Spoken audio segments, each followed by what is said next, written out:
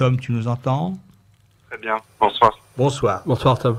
Bon, alors, tu fais partie du collectif Palestine vaincra de Toulouse. Est-ce que tu peux nous dire un petit peu comment vous avez appris que l'État français essayait de vous dissoudre? Eh bien, en deux temps. D'abord, en fait, ces menaces de dissolution, elles sont venues de la part du gouvernement israélien et de ses supporters en France.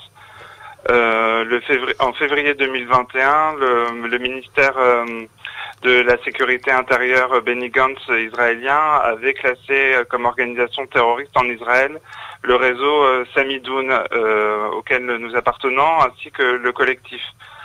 Suite à cette désignation en tant qu'organisation terroriste en Israël, le lobby pro-israélien en France a fait une campagne pour demander notre dissolution auprès du gouvernement. Donc voilà, donc ça c'était la première étape. Cette campagne, elle a duré 1 an. Et au bout d'1 an, on a appris sur Twitter, par un tweet de Gérald Darmanin, donc le ministre de l'Intérieur, qu'il avait la volonté de dissoudre le collectif. Voilà, donc ça c'était le 24 février, c'était quelques heures avant le dîner annuel du CRIF, Oui. la principale organisation pro-israélienne en France. Et voilà, donc c'est comme ça qu'on a appris cette attaque, qui est une attaque sans précédent contre le mouvement de solidarité avec la Palestine en France. D'accord. Et la décision a été prise, je crois que c'est 9 mars. Oui, elle a été prise quelques semaines après, en Conseil des ministres le 9 mars. Voilà, avec des accusations à la fois mensongères, outrancières, des calomnies, etc.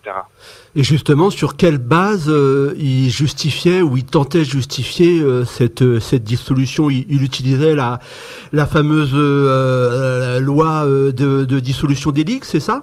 Oui. C'est Donc, ils utilisaient une loi qui était censée lutter contre le fascisme pour dissoudre une organisation antisioniste, c'est-à-dire antiraciste.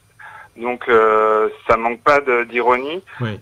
Voilà. Après, ils nous accusaient d'incitation à la haine, à la violence et à des actes terroristes. Voilà, parce que nous sommes antisionistes, parce que nous sommes anticolonialistes et parce que nous soutenons les prisonniers politiques palestiniens et notamment Georges Abdallah. Donc, c'était ça qu'ils nous reprochaient.